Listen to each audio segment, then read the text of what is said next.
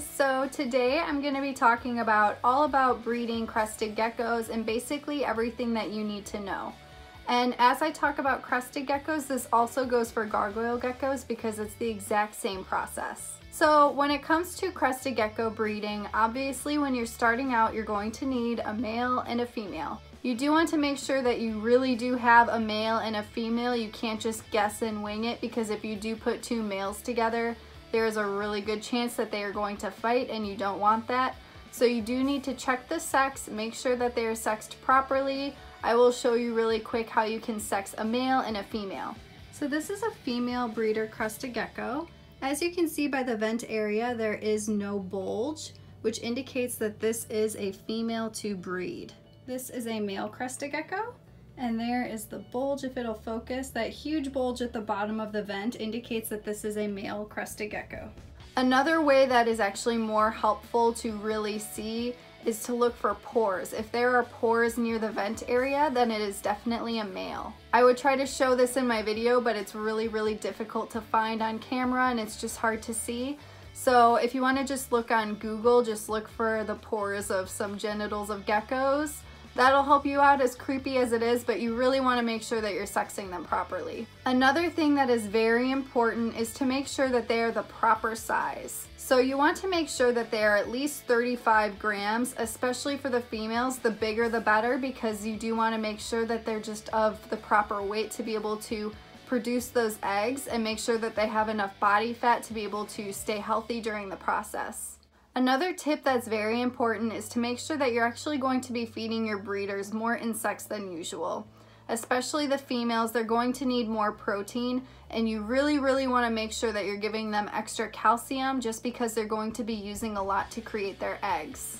So as long as you have very healthy geckos, you're more likely to produce very fertile and healthy eggs and babies in the future. So you want to make sure that you're taking proper care of your animals, so that way you can produce really good quality animals as well. So then when it comes to the actual breeding, it's actually very easy, and it's why I started out with crested and gargoyle geckos, just because they are very easy to breed. So basically what you want to do is make sure that if you're putting a male and a female together, you're going to be putting them in a very large enclosure with a lot of hiding places. I usually put my females in first and let them adjust and get comfortable, and then I introduce the male later. And it's kind of funny because like literally within a half hour, if that, the male finds the female and is already trying to court her. So it's very interesting. It's just very easy. They know exactly what to do. There is a chance that the geckos may fight, so it's good to just keep an eye on it. It's very common for them to drop their tails during breeding just because of the aggression, and the males do bite the females, so it can be a little scary if you don't know what's going on and you never really see these geckos being aggressive. So it's really not a big deal. It's exactly how it's supposed to be. They know what they're doing, and you shouldn't really worry about it. Just keep an eye on it. If it gets a little out of hand and you think that it's dangerous and one might really get harmed, and then maybe you should remove one gecko and just try with another one. It's just totally up to you, but for the most part they will get a little aggressive, and it's totally normal. I have two separate breeding groups right now, and no one has dropped a tail, and everything has gone well so far. So when it comes to the breeding tubs, I'm gonna go ahead and show you what I use and what works best for me. And we'll just go ahead and do that now. So these are all of my breeding tubs that I'm currently using right now, and we are going to just peek inside one of them. So I'm not sure what the dimensions are of this breeding enclosure. I wanted to make sure to get a very tall one though, because they do like to climb obviously, and just make sure that it's a lot of space. I usually keep the geckos in 12 by 12 by 18s. But it's best to upgrade to something larger, especially if you're going to be putting two geckos in.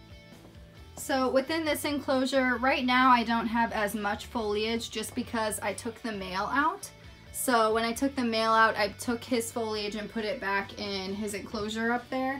So right now this is just suitable for her to feel comfortable, and this is Shasa over here. She is my breeder female, and I am still waiting on eggs from her.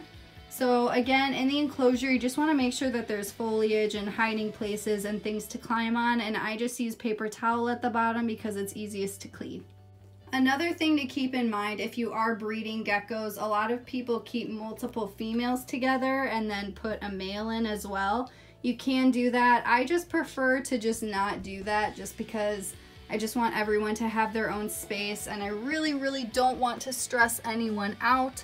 So I like to keep them as solitary as possible. So this is the next portion that's very important, and this right here is a lay box. And right over here is Janemba the pixie frog just bathing in the sun. So when it comes to making a lay box, you can just use Tupperware. I use many different Tupperware, and then I use Eco Earth and then some sphagnum moss. You want to make sure that when you do this, that the substrate is very moist. You don't want to ever squeeze this and have water coming out of it. That means it's way too wet. So the lay box is where the female will go to lay her eggs. And then when you're looking for eggs, just be very gentle and just look around, and then usually you'll find some eggs, and that's how that is. And then for this, I just put the lid on. It's very dirty because she pooped on top of it, which is fantastic. But this hole is actually a little big. I usually cut them smaller, but this is the space where the gecko can climb in and out and then dig up and put the eggs wherever she wants to.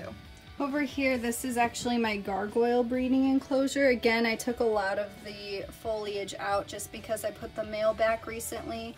I'm hoping that Sunny over here is gravid and will hopefully be laying eggs soon. So that was her lay box that we were just looking at. So something else that's really important to keep in mind is that is basically how long you should leave your male and female together to breed. And I typically leave mine in the enclosure with the female for maybe 2 to 3 weeks, and that usually seems to be enough time. And then I remove the male and put him back in his normal enclosure. And then I leave the females in their breeding enclosures as their permanent enclosure. So after you've bred your male and female together, you've given them time to mate with one another, and you've taken the male out, and then the female has finally laid some eggs. It is now time to incubate those eggs, and I'm going to show you exactly how I do that. So for the next part of the process is the incubation process. The very first thing that you're going to need is a substrate that will retain the high humidity that the eggs need. This is exactly what I use right here, and I absolutely love this stuff because it's actually a very light color, and then when you get it moist, it gets darker, and then you can see if it gets lighter again that it's obviously changing in humidity, and you'll have to get it damp again. Again, just like the lay box, you want to make sure that this isn't dripping wet. It has to be damp but not sopping wet. And then over here is the incubation box that I'm using. You can actually just use Tupperware and make sure that there is a little bit of ventilation going on. But this was just something I got on Amazon for like $8, and it works perfectly. So you put the eggs in the little trays. You can fit a lot in here, and then the substrate is at the bottom. And then you close it, and it keeps everything nice and humid, and it works really well. And then again, I just have the labels because I need to know when they laid. So this is the second clutch that should be hatching very soon, and then that one will hatch in a month after that. So these are the eggs that I currently have. Basically, when they're laying eggs, you want to make sure that they're very white, and that's how you know that they're fertile. And you can actually candle them, which is when you use a flashlight. I use my phone flashlight, and you hold the light underneath, and you can actually see the embryos growing. If you see a little donut, that's usually a really good sign that it's a fertile egg and that you should be good to go. If you're worried that it's not fertile, I suggest just holding on to it and incubating it just to be safe. The very first eggs that were laid, I could not see the donut or any like form of life whatsoever within the first week. But then after that week, I started to see some life growing in blood vessels, so it's definitely good that I held on to it and they were still viable, and those are my first babies. Another tip about your eggs is that you should actually check on them. Again, check on the substrate, make sure that it's moist enough, and once a week you should at least open this up and just let it get a little bit of ventilation. It's really good for the eggs, so that is one tip that I would highly recommend doing. And then after the eggs hatch, you will have new baby hatchling geckos. This is what I'm keeping mine in currently. I made my own like separate little containers, but the holes that I drilled were a little too large and I was worried they would crawl out. So right now I'm just using these because that's perfect and they can't crawl out. You can keep your babies together for a very long time while they're still small.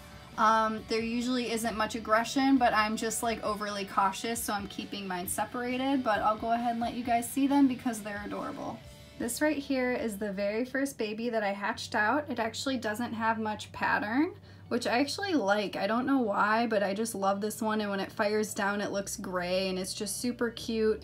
And it's really funny because when they come out they totally have their own personalities. This one's actually more calm than the other one, which is really funny. And this one also hand feeds. And within the enclosure, I just have paper towel on the bottom and then some plants to hide in, and that's the baby's little enclosure for now. Basically, the care for these guys is exactly the same as the others. They eat the Pangea or the Rapashi. You can start feeding them insects as long as they are small enough for these guys. The humidity is going to be the exact same level as the others, so I spray them every single night. This is the other baby, and this one will actually be going to my friend because she was the one that wanted me to breed in the first place, just because she loved Oakley, my female, so much, and she wanted a baby just like her. And this one looks just like her, but looks like Echo as well, so it's like the perfect combination of my two geckos. And this one has way more spunk and personality, but is so cute. It's actually fired down right now and gets very, very orange. But yeah, this one's so adorable. I can't get enough baby crested geckos. They are just the cutest thing ever, and I can't wait for my other eggs to hatch. So I pretty much covered everything. I hope that that was helpful. If you're interested in breeding crested geckos, I say go for it. It's so much fun. It's so rewarding. The babies are so cute. And something I'd like to mention is that I'm not selling these ones at all, but the eggs that I'm incubating right now I will be selling after, and I just started a couple other breeding projects, so I will definitely be selling some babies soon. So if you're interested, you can always DM me on Instagram and you can definitely check them out. So hopefully I covered everything. Let me know if I missed anything. Leave a comment, let me know what you think, and thank you so much for watching and have a wonderful day.